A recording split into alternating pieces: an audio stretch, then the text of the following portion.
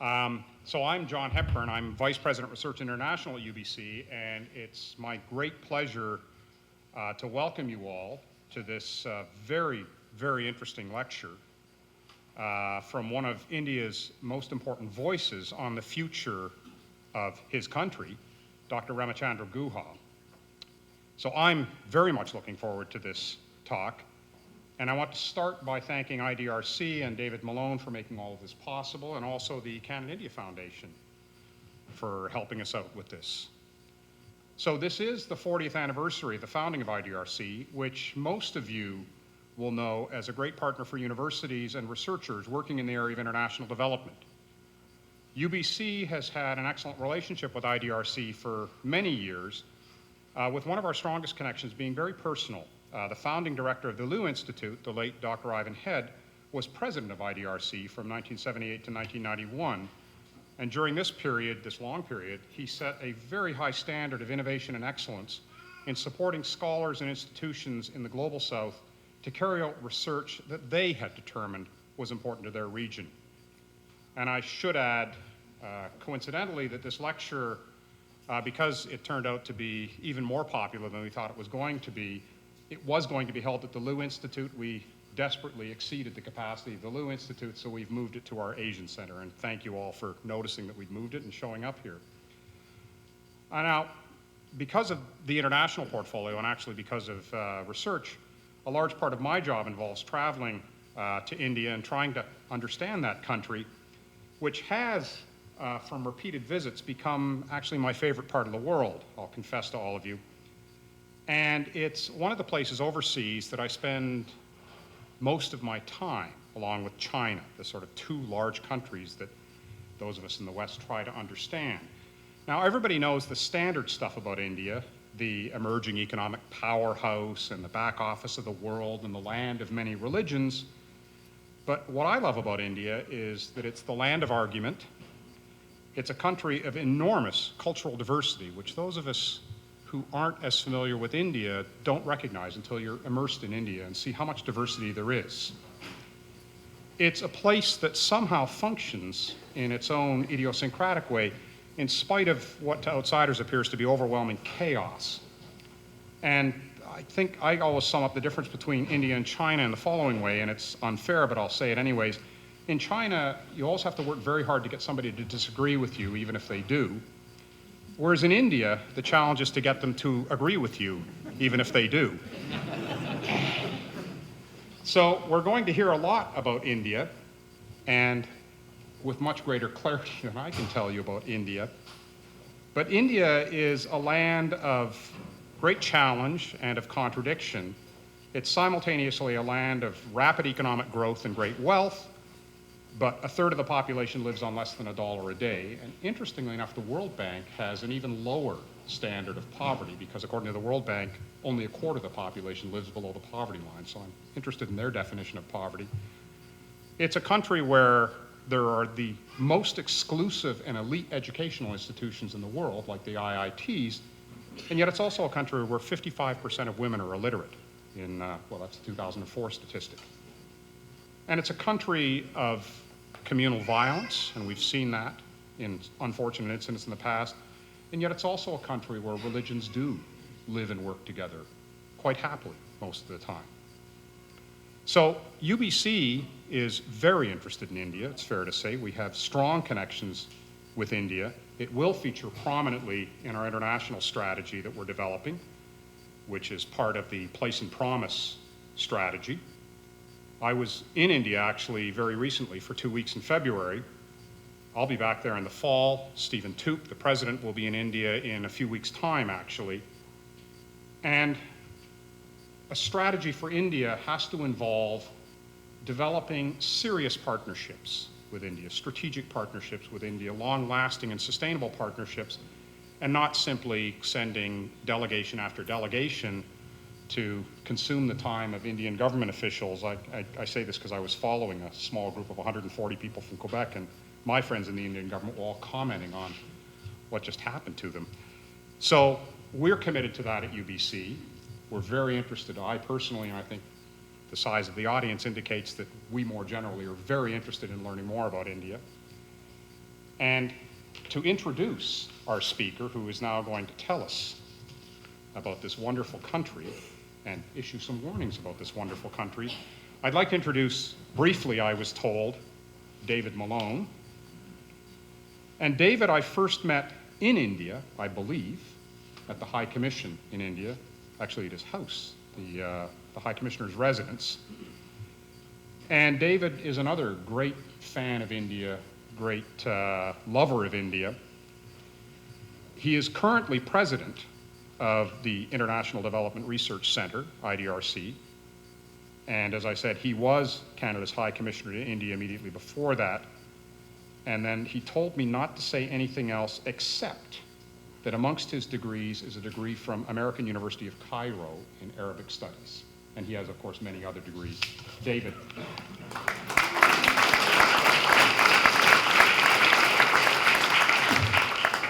Well, thank you very much, John. It's great to be back at UBC. Ramachandra Guha very kindly agreed to help IDRC celebrate our 40th anniversary because we've actually been active that long. Contrary to what you might think from our name, we're not a think tank. We merely fund development research, overwhelmingly in the developing world. And for that reason, in an anniversary year, we wanted to bring one or two very thoughtful people from the developing world to engage Canadians across the country. I'm very proud to say we have a terrific governor of IDRC from our board of directors from UBC, Frida Granot, who is with us today, who is a great scholar and also a great leader in the academic world, and who contributes enormously to IDRC's governance. 25 years ago, 30 years ago, everybody everywhere in the world was fascinated with Korea and the Southeast Asian tigers. And everybody was studying them. What lessons could be learned from Korea and Southeast Asia that could be applied elsewhere? The answer was not a lot, but they were the flavor of the month. Today, a number of countries we think of as emerging economic powers, China, India, Brazil, South Africa, some others, are attracting all of the attention. And there's a burst of enthusiasm for them, which is both entirely commendable, but also requires qualification. And I think Ram will present us with some views on how our enthusiasm for India might be qualified. I adored my time in India unreservedly, and yet I'm occasionally a critic of some of the individuals and things that go on in India. Ramachandra Guha reminded me the other day that he is entirely the product of an Indian education. We're so used to hearing of Indians who have studied all over the world. He studied in the best institutions in India, St. Stephen's College in Delhi, then the Delhi School of Economics, which was experiencing its golden age when he was a student, and finally one of India's great IITs, which he graduated from with a doctorate in sociology, but it also covered aspects of ecology. He went on to write extensively on all sorts of different topics until his great recent work, India After Gandhi. He was probably best known amongst Indians for his writing on subjects like cricket, but his book, India After Gandhi, a unique masterpiece, is unputdownable for anybody with any interest at all in other parts of the world.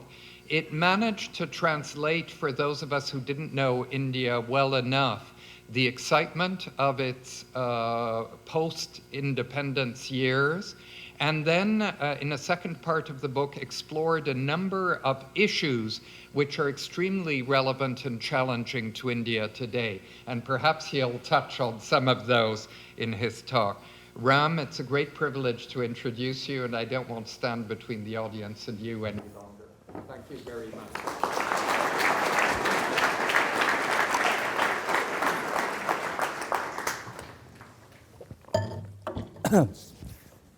Thank you, John, and thank you, David. This is the last leg of a fascinating but probably far too abbreviated tour of this great and diverse, wonderful country. I've been in Montreal, Ottawa, and Toronto at the invitation of the IDRC and Ambassador Malone. And I'd like to thank the IDRC and Ambassador Malone for giving me this opportunity of not just sharing my views with a cross-section of extremely well-informed audiences, but also of the kind of encounters, planned and accidental encounters that this trip has allowed me to have with a cross-section of Canadians. Ambassador Malone himself is someone who's altogether rare, a diplomat who combines scholarship with humility. There's some diplomats who are scholarly. He's the first diplomat I've actually met who's humble, but so that's an extraordinary combination. And I knew that when I used to meet him in Delhi, and to get to know him, to get to know his compatriots, and the major cities of Canada has been an extraordinarily enriching experience. And it's appropriate that I come last to UBC because this was the one part of Canada that I did know. In 2004, at the invitation of the distinguished geographer Graham Wynne, I spent a week as the Green Professor at UBC, when I renewed contact with, among other people, the eminent historian of modern India, Harjot Singh Oberoi, who's, I'm proud to say, like Graham Wynne, a friend and a colleague of long standing. And I retained wonderful memories of my week in Vancouver. So it's really nice that I'm back here, and after having seen the other interesting and richly endowed universities of this country. Now, my talk is entitled 10 Reasons Why India Will Not and Should Not Become a Superpower. But before I come to those 10 reasons, I thought in deference to our common colonial heritage, I'll read you an excerpt from what a Scotsman said about India. Dr. Hepburn talked about India's cultural diversity. That, I think, is in many ways the most striking aspect of the Indian nation state, and the most obvious embodiment of that cultural diversity is the Indian rupee note, which has the denomination written in 17 different languages, indeed in 17 different scripts. Now, the Canadians are immeasurably superior to the Americans in being officially and culturally and emphatically bilingual, but you guys are infants compared to us. So it's India as a political experiment. India is unique. It's unique in that never before was a country so large and so diverse, not just in terms of religion, but in terms of faith, dress, ecology, technology. India is the only country where you would find Stone Age hunter-gatherers and the nuclear bomb, for example, to give you a staggering example of what we hold within us. So it's as a political experiment, India is unique because never before and never since will a single nation be constituted out of so many diverse and disparate parts, and never before, and possibly never since, will a country, a vast majority of whose population was illiterate, choose the route of electoral democracy. So as a political experiment, I think India is the most reckless, daring, ambitious political experiment ever conceived by humankind. It's an experiment with great flaws, and I will itemize some of those flaws. But I'd like to, at the outset, flag the extraordinary ambition of trying to constitute India as a single nation state and then trying to run its polity on democratic lines. And in many ways, the most remarkable tribute to this idea of India was offered by a Scotsman. His name was J.B.S. Haldane. Some of you will know him as one of the greatest biologists of the 20th century. I'm sure his work is still taught in some courses in this university. But Haldane was that very unusual and atypical scientist who, late in life, decided to leave a comfortable and secure academic career in the West for a leap in the darkness, for a new career in India, which was young, independent, conflict-ridden, poor. Now, the UBC, like many other universities in North America and Europe, has been witness and has been a beneficiary of a different kind of migration, whereby young, gifted, talented scientists from the East make their home in the West. But here is Haldane doing the reverse transition, which is again probably quite special.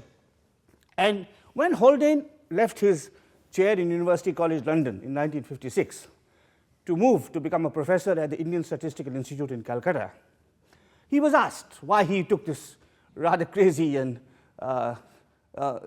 uncharacteristic step. And he gave various answers. Haldane was he was a brilliant, angular, cantankerous kind of man. And so he gave different answers. He told one journalist that the Suez Canal had just been invaded by the British and the French, and he didn't want to live in this imperialist country. He told another journalist that Jawaharlal Nehru was a more appealing statesman than Anthony Eden, as indeed he was. And then he told a third journalist who asked him why he was leaving the pinnacle of British university life to go to a poor and half-starved country. He said, 60 years in socks are enough.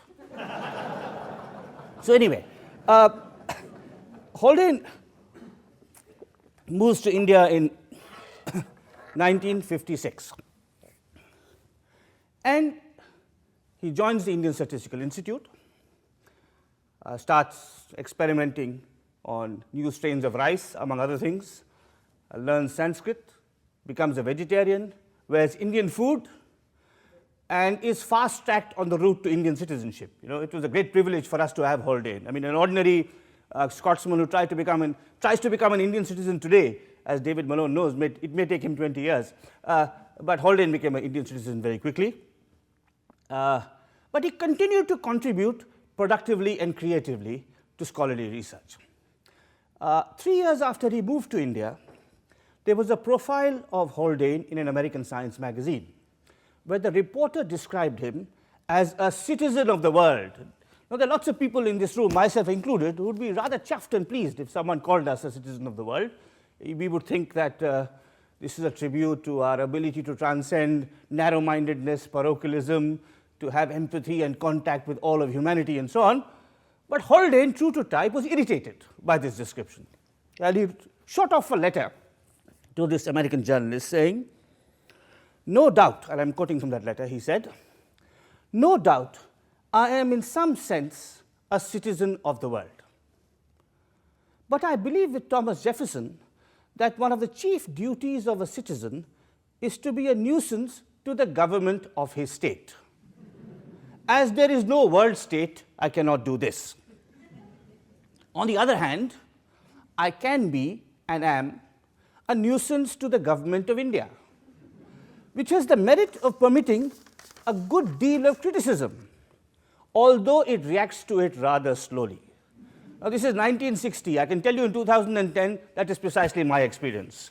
That the government of India has, unlike the government of China, to take your point, sir, has the merit of permitting a good deal of criticism, but it reacts to it rather slowly, if at all. But then Haldane continues, "I also happen to be proud of being a citizen of India, which is a lot more diverse than Europe, let alone the USA, USSR, or China, and thus a better model for a possible world organization. It may, of course, break up, but it is a wonderful experiment. So I want to be labeled a citizen of India. Shortly after this, in an article that Haldane wrote himself, he described his new homeland, India, as the closest approximation to the free world. Now, this is 1961, the height of the Cold War, the Cuban Missile Crisis, and to think that a country that was equidistant or non-aligned between the Soviet Union and the United States had the cheek to call itself the closest approximation to the free world, and this appellation coming from a naturalized Indian, J.B.S. Haldane, was something that was stuck in the gulls of Haldane's scientific colleagues, one of whom, a professor of biology at the University of California, Berkeley, wrote to Haldane saying, "You call India the closest approximation to the free world, but my impression is that India has its fair share of scoundrels and a tremendous amount of poor, unthinking, and disgustingly subservient individuals who are not attractive." To this chastisement by a scientific colleague, Haldane replied, "Perhaps one is freer to be a scoundrel in India than elsewhere. The disgusting subservience of the others has its limits. The people of India, people of Calcutta, because Haldane then lived in Calcutta, the people of Calcutta riot, upset trams, and refuse to obey police regulations in a manner which would have delighted Jefferson. I don't think their activities are very efficient, but that is not the question at issue." Now, these are two comments from unpublished letters of Haldane, written in the late 50s and early 60s, which to me still capture, with the economy and wit of a polymathic sort of insider-outsider figure, what the Indian political experiment is all about. It is extraordinary. It is in its scale, in its ambition, in its recklessness. So when you come to hear the words of criticism and chastisement that you're going to hear from me, I'd like you to keep in mind that they come from someone who is an Indian patriot, who is a citizen of India, not a citizen of the world, and who speaks his mind freely in his own country, who thinks that the Indian experiment of unity with diversity and democracy despite poverty was unprecedented, was founded on a quite distinctive and special set of characteristics. National experiments throughout the modern world have generally involved the people of a certain circumscribed territory coming together under a common flag, speaking the same language, adhering to the same faith, and having a common enemy.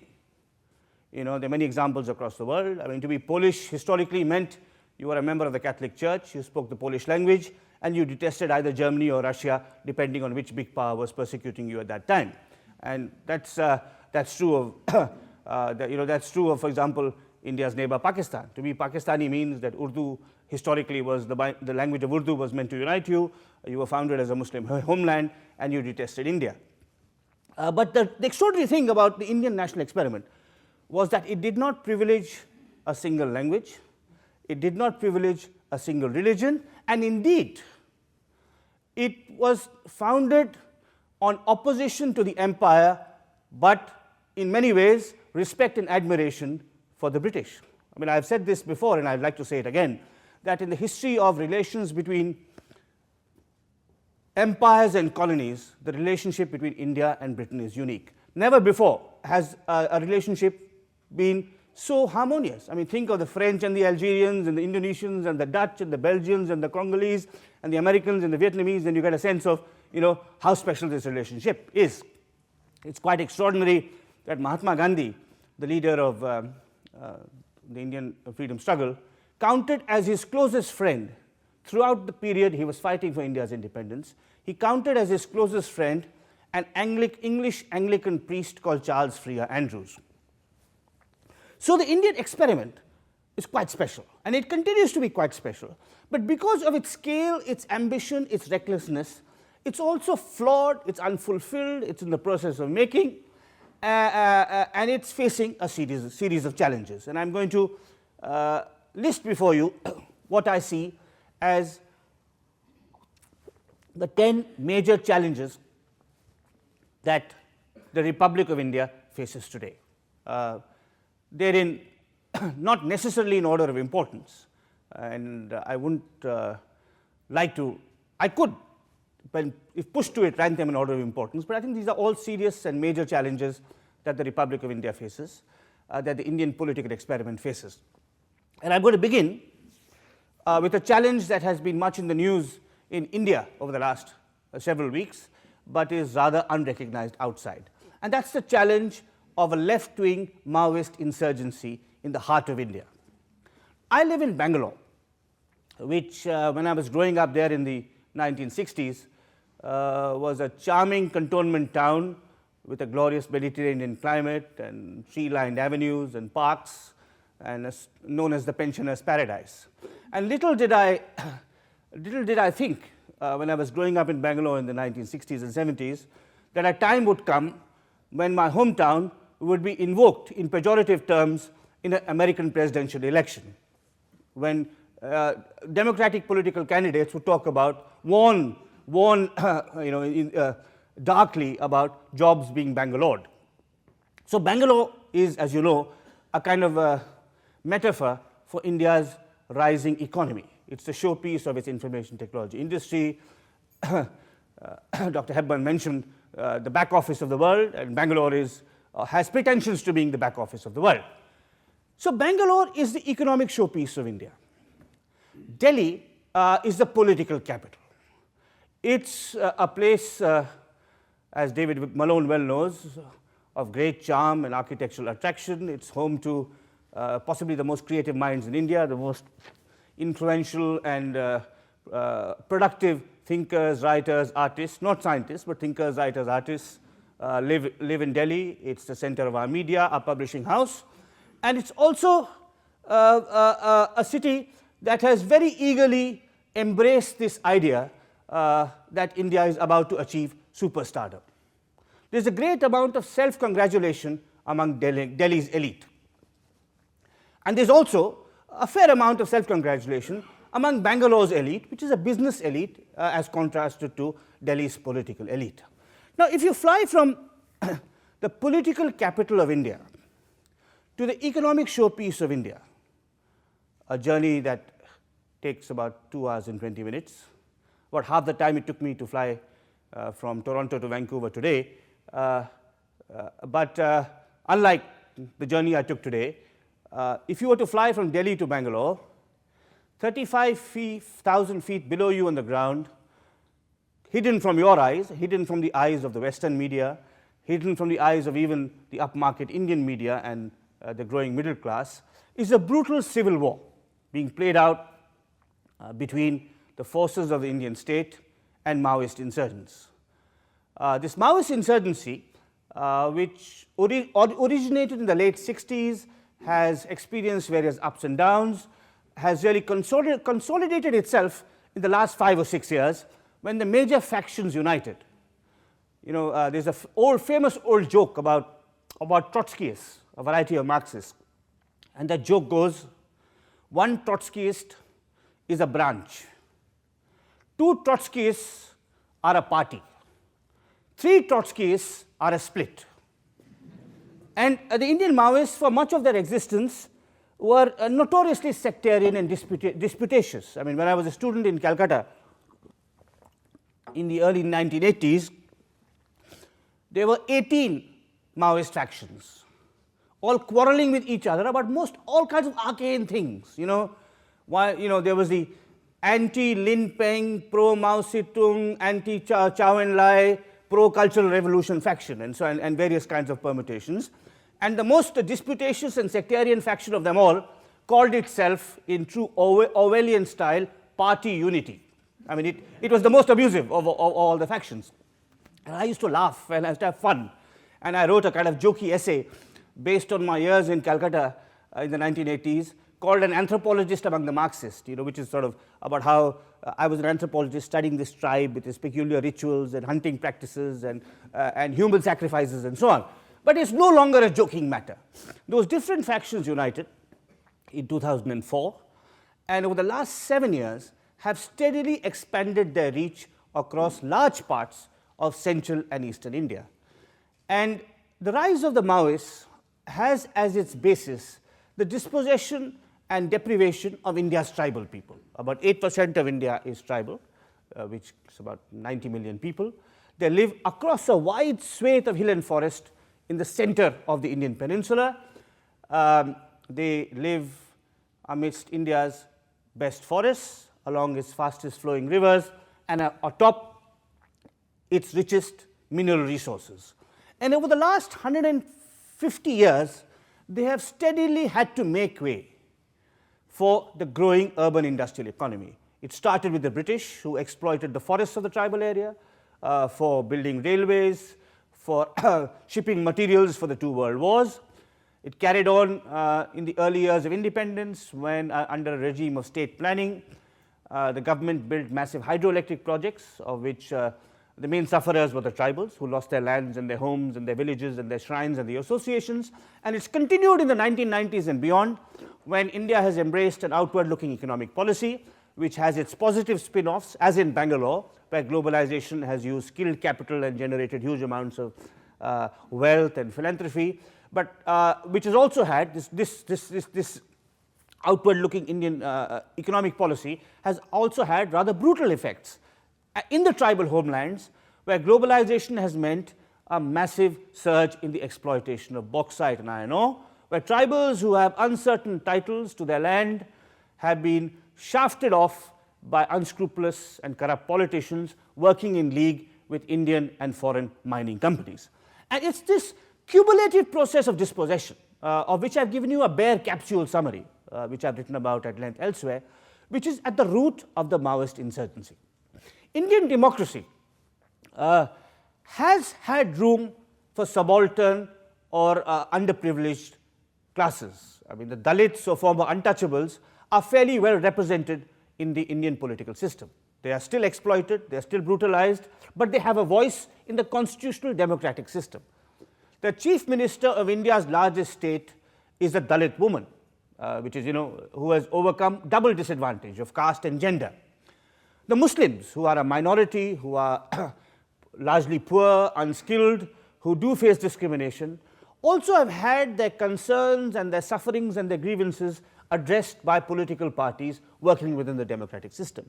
But the tribals are voiceless, and economic deprivation combined with political voicelessness has delivered them into the hands of the Maoists. And this civil war is very serious. 4 days ago, the Maoists killed 72 policemen in what was the largest such attack in the history of independent India. Some state governments have responded by promoting vigilante groups, setting one group of tribals against another. In one district I visited in 2006, the district of Dantewara in the state of Chhattisgarh, almost 100,000 people had been displaced because of this civil war. So that's the first major challenge facing the Republic of India, a serious Maoist insurgency, which at least in the short term will not go away, and which over the next 10 or 15 years will claim tens of thousands of lives. The second serious challenge is from the right. If you look at the evolution of liberal democracies in Europe, particularly in the interwar period, you find that democracy in Europe had to hold its ground. The liberal center had to hold its ground against Bolshevism or radical communism on the left and fascism on the right. Now, we don't have a full-grown fascist party, at least not yet, fortunately. We have what may be called quasi-fascist, proto-fascist, fascist light party perhaps, known as the Bharatiya Janata Party, which has its roots in a kind of a volunteer organization called the RSS, which was started in the 1920s to make Indian men macho, virile, physical, take up arms, preferably against Muslims and Christians and other minorities. The leaders of the RSS were admirers of Mussolini and Hitler, though that's a fact which they now seek to suppress and disavow. The BJP, which is the political manifestation of right-wing radical Hinduism, was in power in New Delhi between 1998 and 2004. It and its associated organizations are primarily responsible for the communal riots you mentioned, which have peppered the history of independent India, particularly from the 1980s onwards. Now, this was a challenge that India was bound to face, because when India became independent in 1947, it was divided at birth into the state of Pakistan, where faith was explicitly married with state. Pakistan was a Muslim homeland, where those who were not Muslims were effectively not first-class citizens. And hence, there was continual pressure and provocation on the political leadership in India to mimic the methods and legal structures and philosophy and ideology of Pakistan, and to construct India as a Hindu state. Now, fortunately, India's first Prime Minister, Jawaharlal Nehru, who was greatly inspired by Gandhi, his master Gandhi, was determined not to follow this line. And he and his colleagues in the late 1940s and 1950s constructed the basis of a multi-religious secular state in India. But this multi-religious secular state in India was always vulnerable and fragile, and it continues to be so. So you had, after Nehru's death in 1964, you had a burst of Hindu-Muslim rioting, partly caused by internal factors, partly caused by the persecution of Hindus in East Pakistan. In the 1980s, as many of you know, there was a dispute over in a small town in northern India called Ayodhya, where there's a mosque which radical Hindus claimed had been built on the site of a temple dedicated to the Lord Ram, and that dispute sort of spilled over into the streets and towns of north and western India. And between 1985 and 2002, which was the last major communal riot in India, that dispute must have claimed, I mean, no one has really can add up the statistics, but my estimate would be that dispute would have claimed more than 100,000 lives, rendered homeless more than 2 or 3 million people, and completely poisoned the political and social and moral atmosphere of India. Now, after the Gujarat riots of 2002,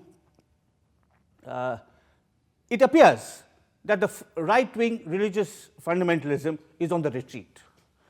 But this appearance should not lead to complacency. For one thing, if there is political instability or economic recession, it could come back again. For another thing, there is the provocation of Islamic radicalism, which exists. India has been subject to many terror attacks, which by Islamic fundamentalists, of which Bombay in 2008 was only the last. So there's a threat from the left, there's a threat from the right. Now, as it happens, in the first years of Indian independence, India faced similar kinds of threat. Gandhi was murdered 6 months after independence by a Hindu fanatic, but because of Nehru and Patel, who was then Home Minister and Deputy Prime Minister, and a group of very committed secular intellectuals and politicians in office, Hindu fundamentalism was kept at bay. 6 weeks after Gandhi died, the Communist Party of India, acting at the behest of their Soviet masters, launched an armed insurrection against the Indian state. An insurrection that took 2.5 years to quell. So at its birth, in its infancy, facing an extraordinary crisis, India was born against a background of privation, religious rioting, 10 million refugees had to be resettled, 500 princely states had to be integrated one by one. Against this background, you had a fragile, vulnerable center threatened apart from poverty and illiteracy and all the other problems, threatened by a communist insurgency on the left and a right-wing Hindu assertion on the right. And these threats were met.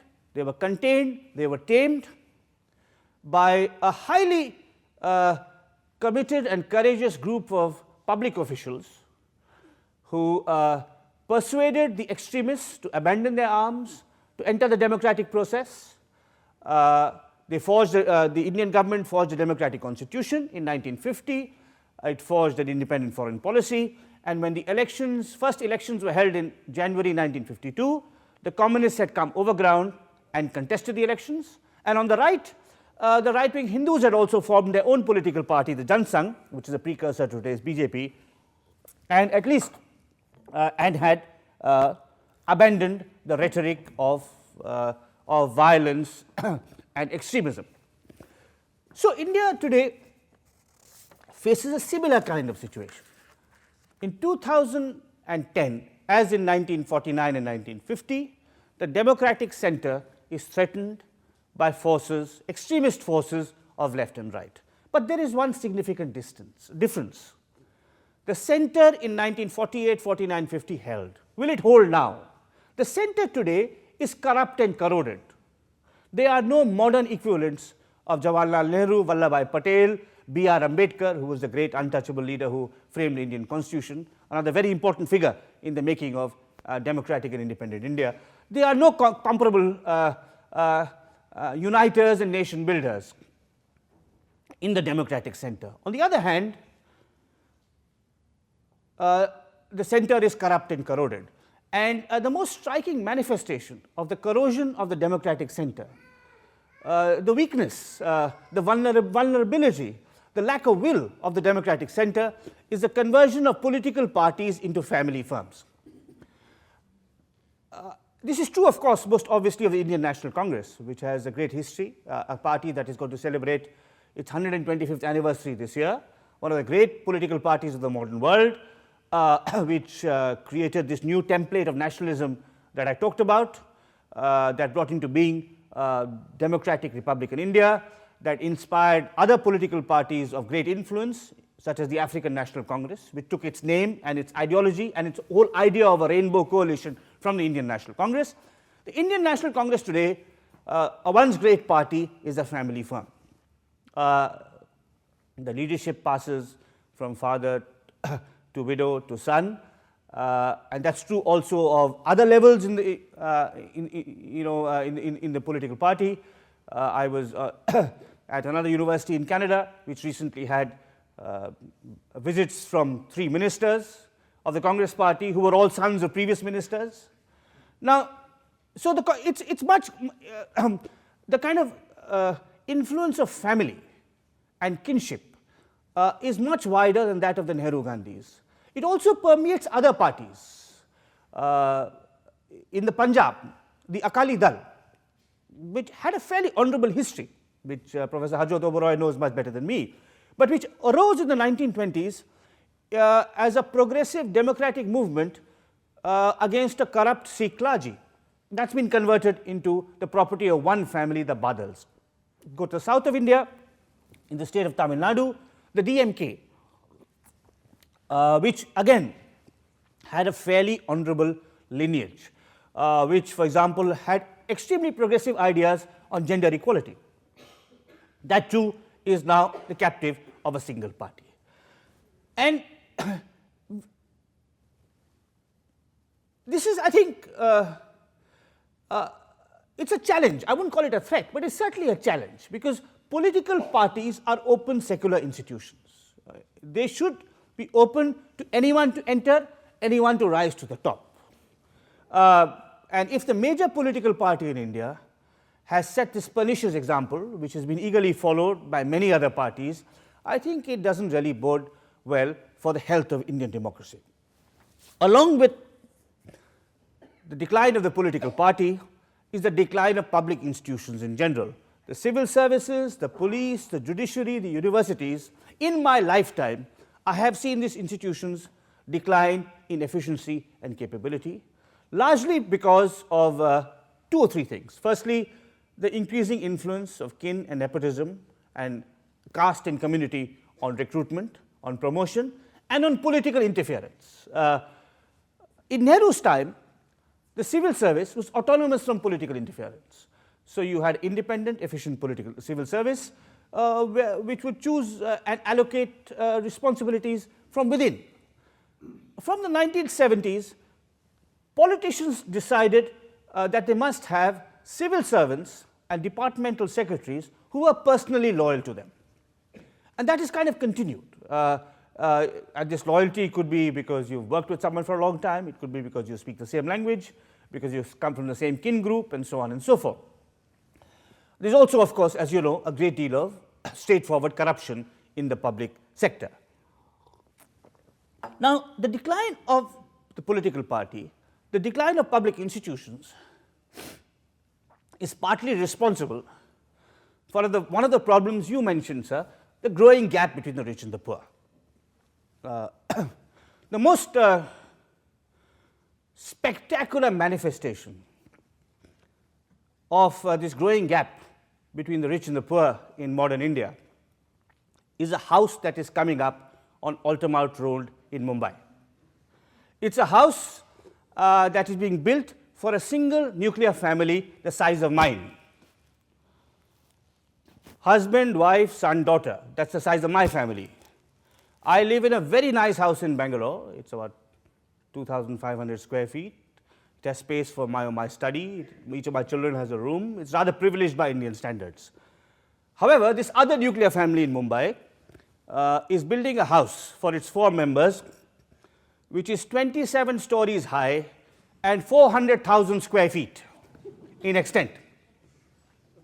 I think it's got 4 floors of parking, 3 floors of private cinema viewing, maybe 2 floors of swimming pools, I don't know what else, and maybe 500 rooms for servants. I'm not sure, but this is the most spectacular manifestation, but it's not the only manifestation. I mean, there's a kind of a society in which between 1/3 and 1/4 of the population lives below the poverty line, and yet has some of the richest people in the world. There's something wrong. I mean, there's something that's not completely okay. I mean, I'm not a socialist. I don't believe in radical equality of result. I believe, however, that the state must do what it can to create at least equality of opportunity, to make sure that people, regardless of the home in which they're born, that they have the same life chances, they can go to decent schools, decent hospitals, have access to decent health care, have dignified employment. And I also believe in some kind of, in a society in which, as Gandhi famously said, the capitalist acts as a trustee. Now, there are some exceptions. In my hometown, Bangalore, fortunately, the prosperous and successful industrialists are not as extraordinarily vulgar as this. I'll give you an illustration about this. I'll carry on with this example, if I may, and I don't want to single out this, or maybe I do want to single out this Mumbai industrialist. But let me, by way of illustration, let me tell you my experience about this. There was a group from the Brookings Institution visiting India, and I spoke to them, like I'm speaking to you, and I mentioned this place. And afterwards, one of the members, whose name I forget, was appalled by this. He said, I didn't know this, and he said he happened to be, he was a Dutchman. He was the former chairman and CEO of Unilever, one of the world's great companies, so a man of some considerable wealth himself. And he said, you know, this person who's building this house, this 27-story house, in a city in which 40% of the population live in slums, 60% do not have access to clean water and to healthcare and so on. He said, this guy is telling the rest of Bombay, up yours. Now, this is what this Dutchman, former head of Unilever, you know, not a Dutch socialist, you know, not an extremist Marxist, told me. And I was relating this to a friend who works in the Indian private sector. And I said, you know, this is what this person said. He said, oh, he's a Calvinist.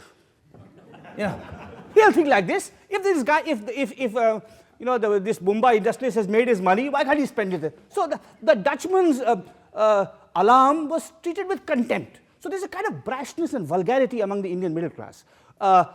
which is very widespread. It is not one family, one individualist, one industrialist, and so on. And there is stark poverty on the other hand. So that's challenge number 5 that the Republic of India faces. Challenge number 6 is the rapid pace of environmental degradation. And I'm not talking climate change here. I mean, what India's position should be in global climate change negotiations. Is it a spoiler or is it a crusader for justice? I'm not going to debate that. But I'm going to talk about the condition of the domestic environment in India. The fact that the rates of air pollution in Indian cities are among the highest in the world, the fact that most of our major rivers are dead, the fact that because of very short-sighted populist agricultural policies, there's a massive depletion of groundwater aquifers across India, the fact that there's serious problems with the disposal of chemical waste and nuclear waste. Since I'm speaking in Canada, I should mention that too. There are manifold kinds of environmental problems in India which adversely affect the health, the livelihood, the subsistence, the survival of hundreds of millions of Indians, and at a daily ongoing level, and threaten, certainly imperil, the prospects for sustainable economic growth in India. And I think that's what Indians should be concerned about, not really much more than climate change. They should be concerned about the state of India's domestic environment, whether it be water, forests, biodiversity, toxic waste, soil condition, and so on and so forth. Now, as I understand it, extreme inequalities and rapid environmental degradation are problems or challenges the market really can't handle. Now, I think I've already made it clear that I'm not a socialist. I think that the market is very important in India for creating jobs, for generating wealth, for unleashing a wave of innovation and dynamism, which it can and must do. But an unchecked market will perpetuate extreme inequalities, and it's perfectly rational for the capitalists to pollute the environment too. So I don't think the market really has a long-term solution for sustainable, rational environmental management. So clearly there are other actors that have to come in to moderate excessive inequality and to promote or to nudge the society and the state towards more sustainable environmental policies. Who are these actors? The state, citizens groups, and the media. And the Indian media, which historically played a very important and crucial role in nurturing a sense of Indian nationalism, in furthering the ideals of Indian democracy, has played a somewhat less than optimum role here. I must be the only columnist in the Indian media who has mentioned that house in Mumbai. With one partial exception, I remember a television program where a heritage architect or an architect with a professed interest in heritage came on the show and said that this would add to the heritage value of the Mumbai skyline. So there are exceptions. I mean, one very brave and pioneering Indian journalist is a man called P. Sainath, who writes for the Hindu newspaper and for many years has written extensively and sensitively on rural deprivation and agrarian distress. But on the whole, the Indian media is completely complicit in this worship of wealth, celebrity, and superstardom. It's also something I am perhaps more distressed about because of my own past work in the environmental field. It's also abandoned its commitment to serious environmental reportage. The Indian environmental movement started in the early 1970s, and unlike in the West, it was not a middle-class movement. It was not people concerned about disappearing fish species or declining redwood stocks. It was a movement of peasants concerned about subsistence and survival issues. And these concerns of peasants and tribals seeking to protect their forests and their fish resources and their water and so on were articulated and theorized by a group of journalists. Preeminent among them was a remarkable man who lived much of his life in Delhi, called Anil Agarwal, who founded the State of India, who founded the Center for Science and Environment, which started publishing in the early 1980s the citizens' reports on India's environment. And his model was completely taken over in a pre-intellectual property right regime by the World Watch Institute in Washington. We started publishing the State of the World reports with exactly modeled on Agarwal's scheme. So you had chapters on the state of forest, state of water, state of pollution, and so on. And Agarwal drew on the work of many other committed Indian journalists. I mean, they were the Bhopal gas tragedy of 1984 was really brought to wider attention by a quite remarkable journalist writing in Hindi called Rajkumar Keswani. The decline of biodiversity in the Western Ghats was brought to wider attention by a journalist writing in Kannada called Nagesh Hegde. So India had a very honorable and distinguished tradition of environmental journalists writing in the 70s and 80s who documented very sympathetically, sensitively, and rigorously the impact of unchecked industrialization and economic development on natural resources and the impact this was having, the negative impact this was having on the livelihood of peasant and tribal communities. And I may say so that the field of environmental social science in India, I spent nearly 20 years working on environmental sociology and history. And had it not been for these journalists, neither me nor other sociologists and historians and economists would have really focused attention on environmental questions. That tradition has disappeared. Unfortunately, economic thinking in India worked from one extreme to the other. So state control of the economy was too rigorous, too excessive, and then we moved to a free market regime, which has spawned a new kind of press, where the newspapers who had environmental journalists on their rolls have either laid them off or redesignated them as stock market correspondents. So the Indian press has played a less than honorable role in both moderating inequality and in focusing attention on rampant environmental degradation. Another challenge that the Republic of India faces today is political fragmentation. Now, part of this is a response to India's diversity. India is too large, too complex, too variegated, ever to be run by a single party or even by a stable two-party system. So you have a proliferation of parties seeking to represent suppressed voices, low castes, minority linguistic groups, regions, far-flung regions, backward regions, and so on. So you have a multiplicity of parties. But this democratic upsurge has had less than rational effects when it comes to policy making. So, for example, when a national government has to be formed in Delhi, no single party can come anywhere near a majority. So to rule, the Congress party needs the support of 8 or 10 smaller parties. And as a price of support, those smaller parties ask for the most profitable ministries. So multi-party coalitions in India are a constraint against rational, far-sighted policy making, but they are also an incentive to rent-seeking and corruption. The penultimate problem facing the Republic of India today are what I call the unreconciled borderlands. In my book, India After Gandhi, I say that India is about 50% democratic and 80% united. I've talked about the 50% democratic so far. I mean, I've talked about the decline of public institutions, the conversion of political parties into family firms, the tendency to use violent means by radicals of left and right, and so on. But let me talk about the 80% united. 80% is actually quite staggering. I mean, when India was born and through the 50s and 60s, no one expected India to hold together as a single nation. Because of this extraordinary diversity, it was confidently predicted it would break up into 8 or 10 or 15 parts. But there some threats remain. India is a union of 28 states. The citizens of 25 states are more or less reconciled to being Indian, and in some ways more than reconciled, are happy to affirm themselves as Indian.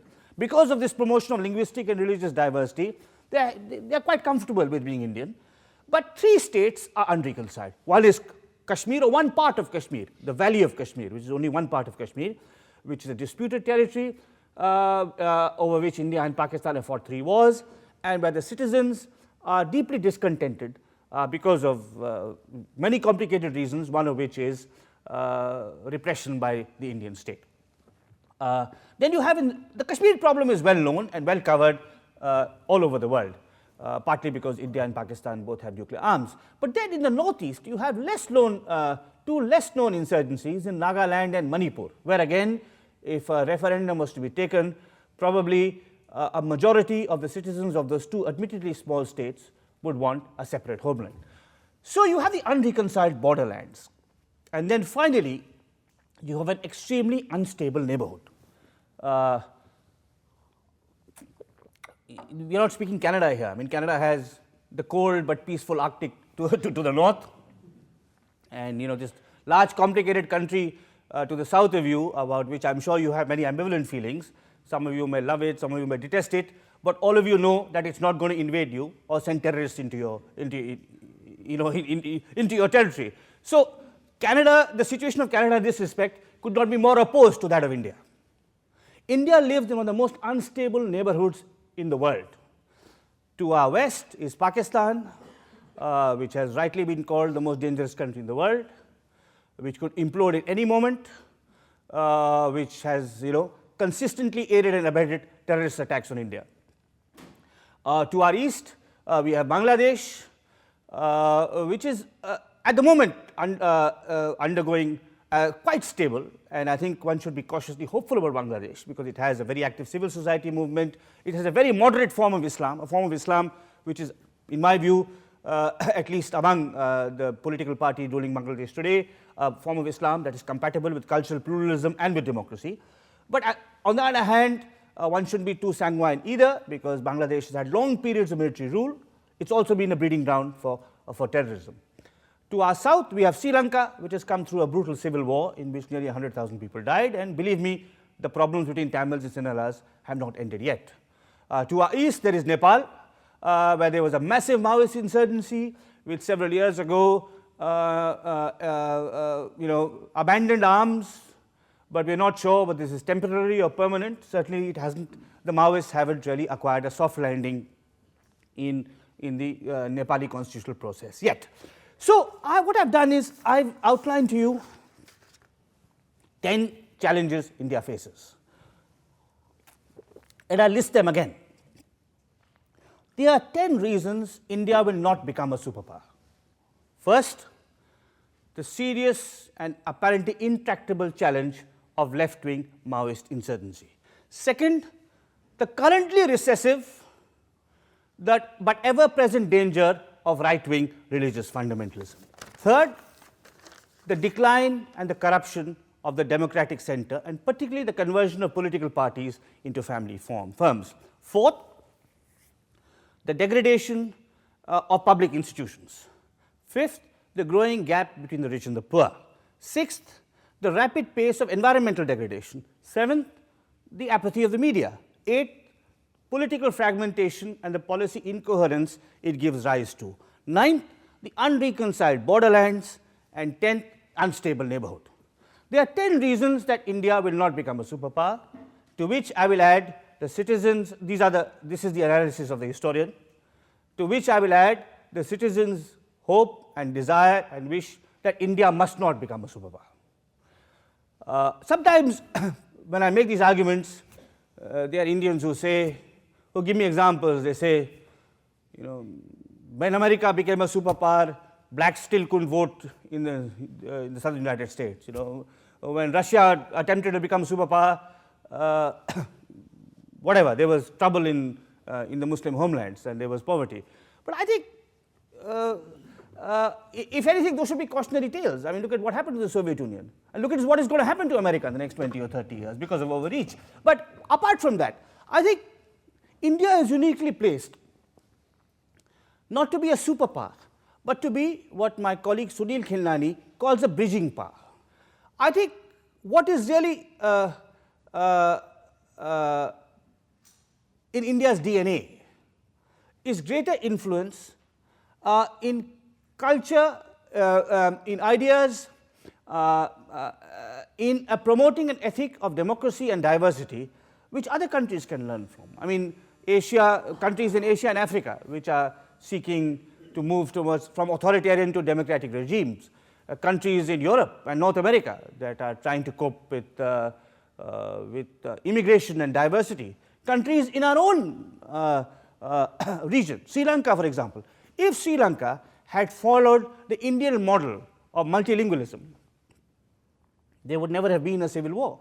If Sinhala had not been made the sole official language, if Buddhism had not been made the sole official religion, there would not have been a civil war.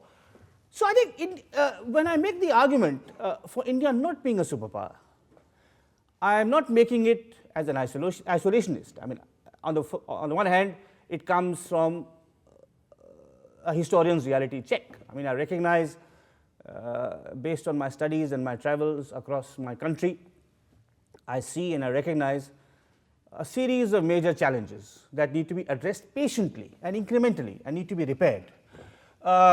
We are not the attempt to achieve some kind of superstar status, I think, distracts attention from a focus on these challenges. I mean, our Prime Minister, I don't know whether he's still in this continent, but the last 7 months, he's visited the United States 3 times. He hasn't visited most of the states of the Indian Union in the 6 years he has been Prime Minister. And the next column I write in the Indian press will be about this.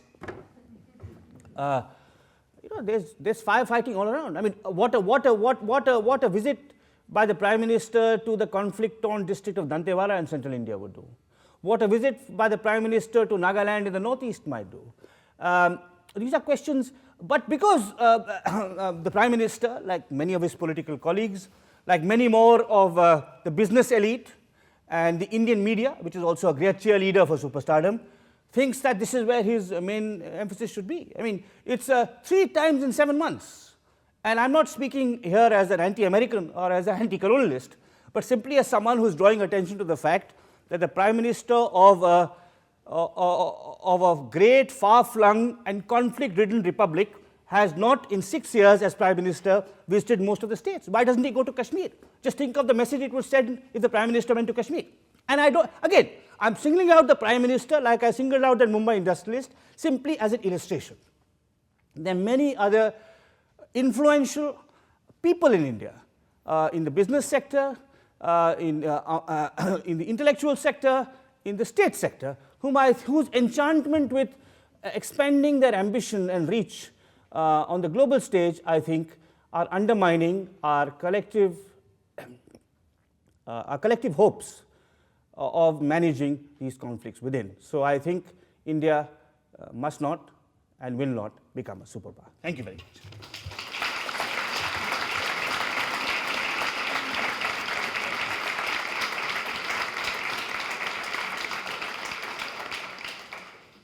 My name is Peter DeVerne, Director of the Liu Institute for Global Issues, and I have the privilege of moderating the questions and answers. We have, I think, 5 minutes only, so just 2 or 3 questions, and I see hands leaping up right here and then there. Is there a microphone too? Why don't you go to the microphone? That might be easiest, and then, if you don't mind doing it. Thank you for an excellent talk. Thank you for an excellent talk, Dr. Guha. I have 2 questions. Question number 1 is, you mentioned about Calvinism. And me being a student of sociology and being highly influenced by Weber and, Protestant ethic, Calvinism and Protestant Christianity, I was thinking that gentleman's reaction to, I think it was Ambani's multi-storied building, has any connection to do with Hinduism as a way of life. Of course, Hinduism is a big thing and it's much complex. And and second question is, like you concluded with your idea that India should not become a superpower. It's not will not, but should not. So does it resonate with what Mahatma Gandhi's way of, viewing India? So did ever Mahatma Gandhi think of India becoming a superpower? The second question is, unlike Gandhi, I'm not a pacifist. I mean, I admire Gandhi greatly. I think he was the most remarkable individual of modern times. But I'm not a pessimist. I think India needs to be vigilant about its borders. It needs a technically skilled and sophisticated army and navy. It needs to bargain its corner hard in world trade negotiations and so on. So in that sense, I don't think, I think Gandhi is very important for domestic politics. Gandhi is important for Hindu-Muslim harmony, for the upliftment of Dalits and women and so on. But I wouldn't want to, my prognosis is not Gandhian really, it comes from what I've studied. But your first point, it is true. I mean, there is some element of Hinduism which is, where large-scale philanthropy doesn't come naturally to Hindu businessmen. I mean, there was a wave of Hindu businessmen who made a lot of money and built temples. They didn't build huge houses, but they built gold-plated temples. The first philanthropists in India, and the only really good philanthropists in India, were not Hindus but Parsis, the Tatas and the Godrejas. But this could change. I mean, I am one who doesn't believe that traditions are immutable. Calvinists can become selfish, and Hindus can become selfless. I mean, it's possible. So that's it. Yeah. Hello, my name is Shantanu Mitra. I'm just an engineer working here. Incidentally, I have your book. I have not managed to finish it. It's so fast, so flat. My question to you is, I was listening recently to a Gandhian activist named Himanshu Kumar, who was working in the tribal belt in the areas that you mentioned, and I believe he's been driven out from there recently. And in his speech, he mentioned your name along with a few others who were apparently appalled at the atrocities, if I might call it, against the tribal people there by this kind of a vigilante group. Yeah. Vigilante group called Salva Judum. And then you along with others tried to lodge some sort of an official report or complaint against it, and the state or someone apparently branded you a Maoist sympathizer because of that. So can you tell us, it looks like, for instance, Vandana Shiva calls it the greatest land grab since Columbus. Well, the Maoists call me a running dog of imperialism. So, so that's how the Maoists see me. So I think it's a very complicated scenario. And black and white portrayals are unhelpful. The state has behaved abominably towards tribal people. But the Maoists are no answer. They escalate violence. They treat tribals as cannon fodder. They want to establish a liberated zone from which they will then launch a larger armed struggle. On the specific case you mentioned, the Gandhian activist works in the district of Dantewara, and where 100,000 people are displaced. And there's a case currently before the Supreme Court, of which I am one of 3 petitioners, asking for rehabilitation and restitution. And I'm not hopeful, because I think this is not something that the state government, particularly of Chhattisgarh, is very hostile to the idea. It is very depressing and dark, though. But at the same time, I would like to caution against the romanticization of Maoists as people who really have the interests of the tribals. I was wondering if you can throw some light on this allegation, or rather this whispers that it's a land grab by the corporates. Well, which is again, that's an exaggeration. That's part of it, but that's an exaggeration. But that's certainly part of it. That's certainly part of it. That it's that mining. I mean, it's like parts of Africa where there's resource curse, where you have rich mining and then you have people using violent means to get to it. I mean, so it's something that the government should be much more sensitive about. Yeah. I'm Karthik Pattabhiram, and I'm a faculty member here. So you talked about 10 reasons why India should not or cannot become a superpower. But it seems like you were also implying that India should not aspire to become a superpower or even dream of becoming a superpower. And my question to you is, often dreams can galvanize a nation into taking concrete action. Like when President Kennedy said, let's put a man on the moon, 1916, that galvanized a wave of US scientific revolution, the fruits of which are being seen today. But it seems by even not aspiring to become a superpower, you're suggesting that you prematurely squash this dream. So what would you replace that dream by, if not? Well, the dreams are there. I mean, the dreams of our founders are there. I mean, if you read the writings of Ambedkar or Gandhi or Nehru, as it happens, my next book is an anthology of Indian political thought, from Ram Mohan Roy to Jayaprakash Narayan, which tells you, which contains the words and the ideas of the most remarkable Indian thinkers across the political spectrum. No right-wing loonies, no left-wing loonies, but the democratic center. The dreams are there. How to construct a single nation despite this diversity and to do it democratically and peaceably. How to, Hinduism was mentioned, how to convert a religion that practiced the most extreme form of discrimination into one that recognizes the equality and dignity of all human beings. The Indian national experiment is your dream. Come and fulfill it. Honor the ideals that are there in that rupee note, that are there in the Indian constitution. The dream of superstardom is a completely male macho dream. It's my member is bigger than yours. I'm sorry to use this, but that's what it is. So that's not my dream. My dream is. So we have dreams. The dreams are there. The dreams of Gandhi, of Nehru, of Ambedkar, of Phule, of Kamala Devi Chattopadhyay. My book has all these people, and so please read that book, and you will find an alternate set of dreams. So mine is not a despairing, cynical, skeptical, anti-Indian, self-obsessed left-wing critique. I'm just redirecting the attention of Indians to what India really means, which is not, having more weapons, more GDP, more billionaires, more cricket players, more film stars. There's something more and deeper. Okay, wonderful. These are such fabulous answers. We're going to allow 2 more questions. So one and then one further if somebody wants to go on. Hello, thank you for the talk first. And so you have one of the reasons is the gap between the poor and the poor and the richer, which is bigger and bigger. I'd like to ask a question in the middle for the middle class. For the famous rising middle class. Do you think that India will have the ability for demography, economic resources to absorb or incorporate this rising middle class?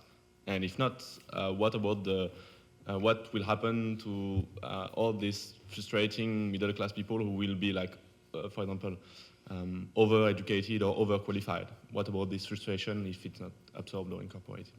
No, that's a very fundamental question. That's a question that is important at various levels. If I understood your question correctly, at one level, it's a question about, which is a global question, whether the earth can sustain, whether the process of economic growth, even if it's successful, even if you have all the tribals becoming middle-class consumers like me, what the global environmental impact would be. That's one aspect of the question. The other aspect of the question is, and this links up to some of the previous comments, is that as the middle class grows, how does it see and conceptualize itself? There's worry among some sections of Indian opinion, a worry I share, that the middle class is walling itself off from the rest of society. So if you go back to the Indian national movement was sustained by the middle class, by an open-minded, democratic, progressive middle class. If you go back to the welfare state in Europe, that's what sustained it. It wasn't the poor who built and the disadvantaged who built the welfare state, but a thinking, conscious, conscientious middle class. So that's the second aspect of it. The third aspect of it, which is probably what you directly mean, is what happens when someone wants to join the middle class and can't. Now, I haven't talked, but that's again a very interesting and important question in India today. One of the aspects, worrying aspects of India today is violence. Of young men. It could be the Maoists are young men between 18 and 30. The religious extremists, Hindu, Muslim, Sikh, Christian, whatever, are young men between 18 and 30. The linguistic chauvinists, the insurgents in the northeast, in Kashmir.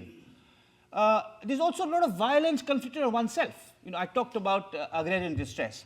There's been a wave of farmer suicides in India over the last 15 or 20 years.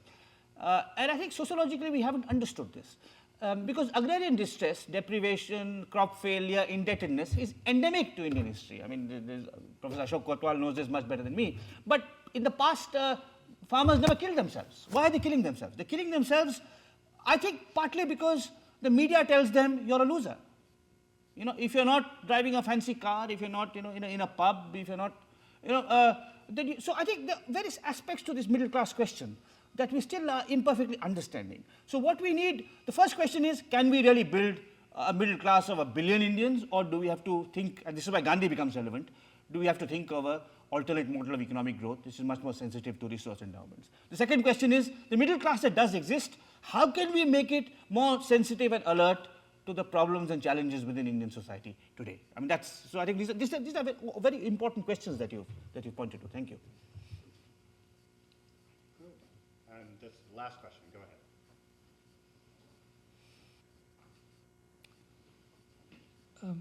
My name is Tabriz Siddiqui. I'm from the Department of Psychiatry. You mentioned the extremely unstable neighborhoods, and you talked about the budding civil society in Bangladesh. Do you think there is a budding civil society in Pakistan as well, because of what we saw as a lawyers' movement? What can we Indians, or in particular Muslim Indians, do to normalize relations with Pakistan and Bangladesh? Yeah, I will answer that question. A very important question. Except that this is not only an obligation of Muslim Indians; it's on all of us. So I wouldn't want to say that it's on all of us.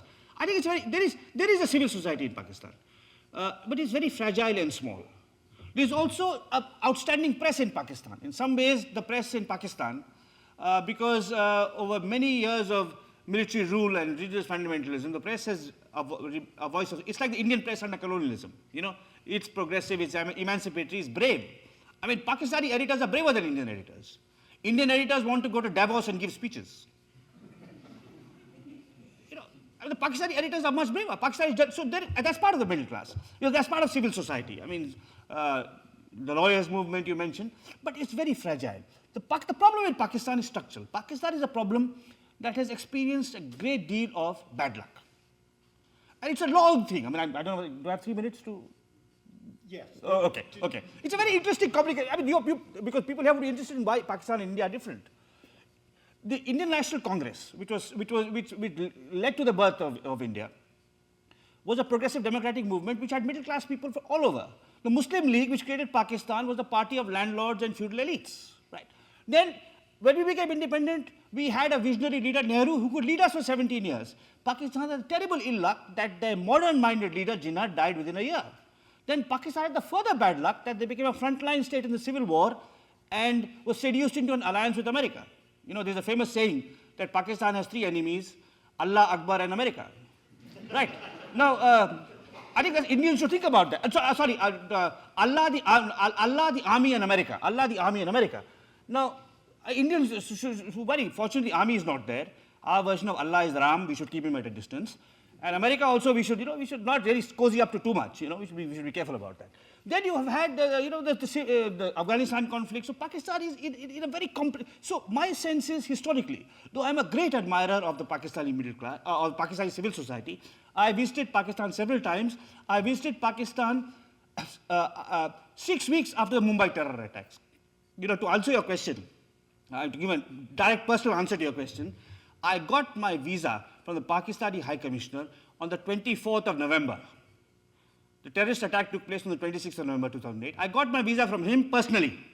And I can tell you, unless he was a greater actor than Anthony Hopkins, he had no clue about what's happening. So the Pakistani state is not in control over what's going on. And the terror attack happened. I wanted to go to Lahore. I was uncertain, confused. My mother said, don't go. My friend said, don't go. My daughter said, you have to go. My daughter was 15. She said, Appa, this is really an answer to your question.